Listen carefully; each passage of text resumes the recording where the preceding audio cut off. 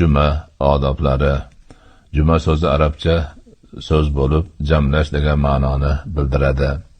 Chunki bu kunda musulmonlar jamlanib juma namozini o'qiydilar. Juma kuni insoniyat tarixida o'ta muhim hodisalar bo'lib o'tgan. Bularni eslash, ulug'lash, ulug' ne'mat deb bilish uchun ham bu kun bayram qilinadi. To'planib ibodat, duo, zikr va iltijolar ado etiladi. Alloh taolo Juma surasida marhamat qiladi. يا أيها الذين آمنوا إذا نودي للصلاة من يوم الجمعة فاسعوا إلى ذكر الله وذروا البيع ذلكم خير لكم إن كنتم تعلمون.